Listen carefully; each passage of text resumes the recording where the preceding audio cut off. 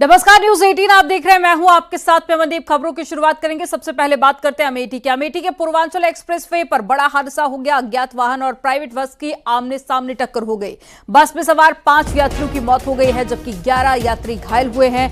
गंभीर रूप से घायल 3 यात्रियों को जिला अस्पताल में भर्ती कराया गया, जहां उनका इलाज जारी है।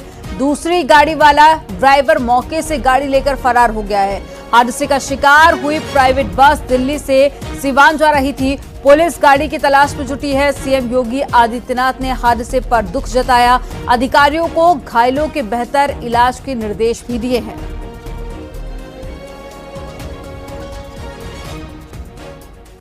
थाना बाजार सुकुल जनपद अमेठी के पूर्वांचल एक्सप्रेसवे के 68.8 किलोमीटर पर एक प्राइवेट बस जो दिल्ली से सीवान जा रही थी, वो किसी अज्ञात वाहन से टकरा गई। पुलिस फोर्स तत्काल मौके पर पहुंचकर घायलों को अस्पताल भेजा गया, जिसमें से 3 लोगों को जिला अस्पताल रिफर कर दिया गया है। क्रेन को बुलाकर बस को किनारे करा दिया गया है। ज्यादा जानकारी के साथ में संवाददाता पप्पू पांडे जुड़ गए हैं। पप्पू पांडे, कैसे हुआ यह हादसा और घायलों को लेकर क्या अपडेट है? जी बिल्कुल, आपको बता दें कि अमेठी के बाजार शुक्ल थाना क्षेत्र में बीती रात करीब 2 बजे के आसपास ये दर्दनाक हादसा हुआ है, जहां दिल्ली से एक प्राइवेट बस सिवान जा रही थी, लेकिन पीछे से अज्ञात वाहन बस में जा घुसी। एक भीषण हादसा हुआ है और जैसे ही सूचना मिलती है हादसे की, मौके पर अमेठी पुलिस अधीक्षक अनूप कुमार सिंह के साथ तमाम पुलिस के आला अफसर पहुंचते हैं और घायलों का रेस्क्यू किया जाता है।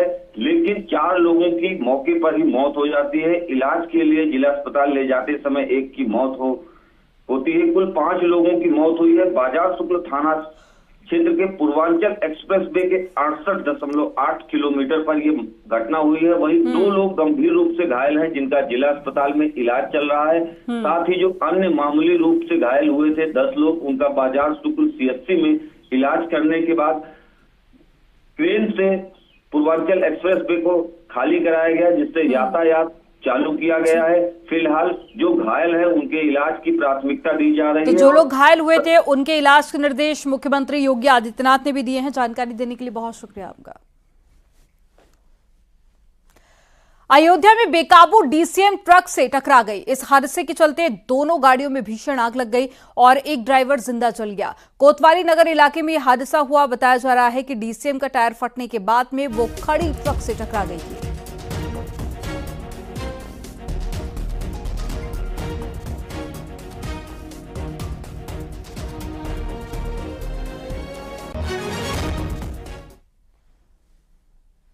और नोएडा पुलिस का लगातार एक्शन जारी है। नोएडा पुलिस और साथ ही दुष्कर्म के फरार आरोपी के बीच में मुठभेड़ हो गई। 1.5 साल की बच्ची से दुष्कर्म का आरोप लगा था। सदरपुर गांव का मामला है। नशे की हालत में आरोपी मिला। आरोपी ने खुद को घिरा देखकर पुलिस पर फायरिंग करना शुरू कर दिया। आरोपी के कब्जे से अवैध तमंचा कारतूस बरामद किया गया। थाना सेक्टर 39 क्षेत्र का मामला है।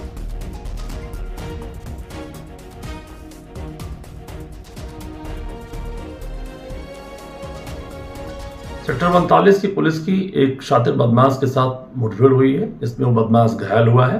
सेक्टर 39 की पुलिस आज सुबह एक वांछित अभियुक्त की तलाश में लगी हुई थी। वांछित अभियुक्त का नाम उदयवीर था, जो कि एक दुष्कर्म का आरोपी था और वांछित चल रहा था। सेक्टर 42 के जंगल में उसके छुपे होने की सूचना प्राप्त हुई थी। आज सुबह 6 बजे पुलिस की टीम कॉम्बिंग कर रही थी। कॉम्बिंग के दौरान उसने पुलिस पार्टी पर फायरिंग की। पुलिस पार्टी के द्वारा आत्मरक्षार्थ फायरिंग की गई, जिसमें उदयवीर नाम का वो बदमाश था, वो घायल हुआ। उसके पास से एक तमंचा बरामद हुआ है, कारतूस बरामद हुआ है। घायल को उपचारित अस्पताल भिजवा दिया गया है। आवश्यक वैधानिक कार्रवाई की जा रही है। सपा के पूर्व विधायक इरफान सोलंकी से जुड़ी बड़ी खबर मिल रही है। इरफान सोलंकी पर दर्ज एक और मामले की ईडी जांच करेगी। जमीन पर अवैध कब्जे के मामले की जांच करेगी ईडी। 2022 में दुर्गा विहार के विमल कुमार ने जासमऊ थाने में दर्ज कराया था मामला। आरोप था कि इरफान सोलंकी ने अपने गुर्गों के साथ में मिलकर जमीन पर कब्जा कर लिया है और साथ ही पूर्व में चल रही ईडी जांच में यह मामला भी शामिल था। फिलहाल जेल में बंद सपा के पूर्व विधायक इरफान सोलंकी हैं, जिनको लेकर अब ईडी एक और मामले को लेकर जांच करने वाली है।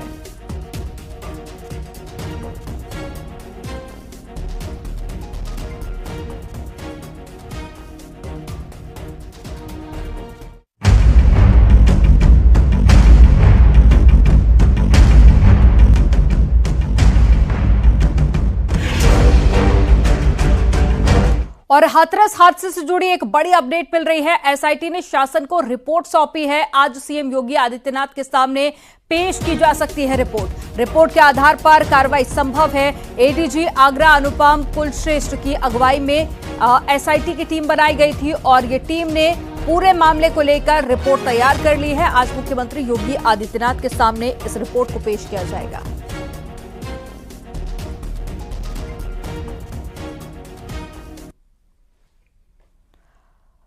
तो हाथरस में जो हादसा हुआ उसको लेकर लगातार जांच पड़ताल जारी है। मुख्यमंत्री योगी आदित्यनाथ ने इससे पहले भी कहा कि ये घटना है या फिर साजिश है, इसकी जांच की जाएगी। प्रशासनिक स्तर पर, न्यायिक स्तर पर, हर जगह पर जांच पड़ताल की जा रही है। एक टीम का भी गठन किया गया था और टीम ने अपनी रिपोर्ट तैयार कर ली है। आज मुख्यमंत्री योगी आदित्यनाथ के सामने इस रिपोर्ट को पेश किया जाएगा।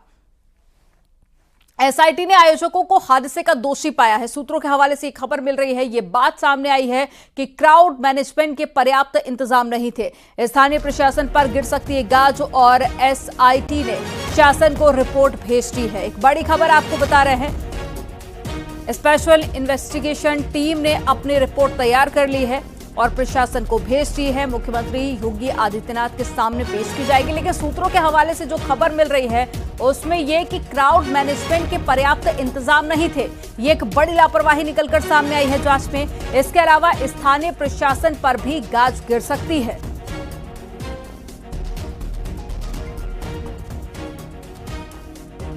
तो हादसे के बाद से ही लगातार आयोजकों पर सवाल उठ रहे थे, सेवादारों पर सवाल उठ रहे थे और साथ ही स्थानीय प्रशासन पर भी सवाल थे कि आखिर जब इतनी बड़ी संख्या में लोगों के पहुंचने का पहले भी देखिए उम्मीद जताई गई, बाद में भी जब बड़ी संख्या में लोग पहुंचे तो पर्याप्त इंतजाम क्यों नहीं किए गए। और ज्यादा जानकारी के साथ में ऋषभ मणि त्रिपाठी जुड़ गए हैं। ऋषभ मणि, हालांकि न्यूज 18 ने जिन इस पूरे मामले को लेकर लापरवाही को पहले ही उठाया था, अब एसआईटी की जांच में वही लापरवाही निकलकर सामने आ रही है। स्थानीय प्रशासन पर भी अब सवाल खड़े हो रहे हैं और साथ ही आयोजकों पर भी सवाल है। एक बड़ी लापरवाही हुई। अब इस रिपोर्ट को कब मुख्यमंत्री के सामने पेश किया जाएगा और क्या बड़ी बातें हैं इस रिपोर्ट में?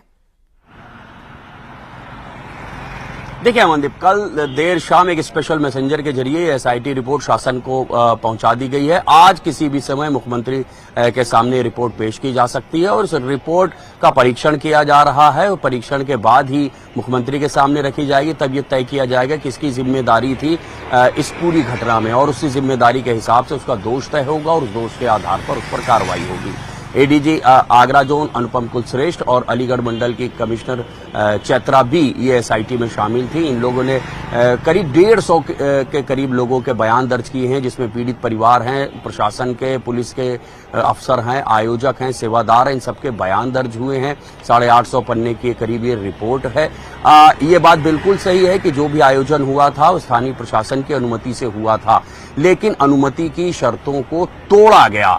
अब ये जिम्मेदारी बनती थी स्थानीय प्रशासन की कि वो देखता परखता। अगर 80,000 लोगों की अनुमति मांगी गई थी तो वहां 2.25-2.5 लाख की भीड़ कैसे हो गई? वहां पर जो प्रशासन के लोग तैनात थे उनकी क्या जिम्मेदारी बनती थी? आयोजकों और सेवादारों ने एंट्री एग्जिट पॉइंट जो थे वो दुरुस्त नहीं रखे थे। ये बात बिल्कुल अब तय हो गई है कि बाबा के निकलने की जो जगह थी, जो एग्जिट पॉइंट था, एंट्री पॉइंट था, वो एक ही जगह से था, वो सकरा था और वहीं पर बाबा की चरण रज लेने के लिए भगदड़ मची और जिसके बाद ये घटना हो गई और इसमें 121 लोगों की जान चली गई।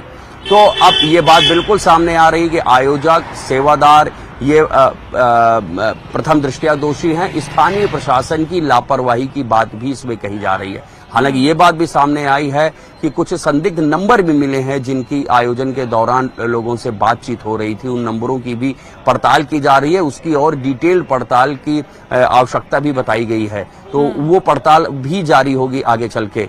तो अब ये मान के चलिए जैसे ये रिपोर्ट पेश कर दी जाएगी उसके आधार पर कार्रवाई तय हो जाएगी। लेकिन जो हमें सोर्सेज बता रहे हैं उसके मुताबिक आयोजक, सेवादार और स्थानीय प्रशासन के कुछ अफसरों और कर्मचारियों को भी इस पूरे हादसे के लिए दोषी माना गया है। हालांकि कुछ सुझाव भी दिए गए हैं। पर ऋषभ मणि, गाज गिर सकती है क्योंकि रिपोर्ट सामने आएगी जिसके बाद में एक्शन लिया जाएगा। जानकारी साझा करने के लिए बहुत शुक्रिया आपका।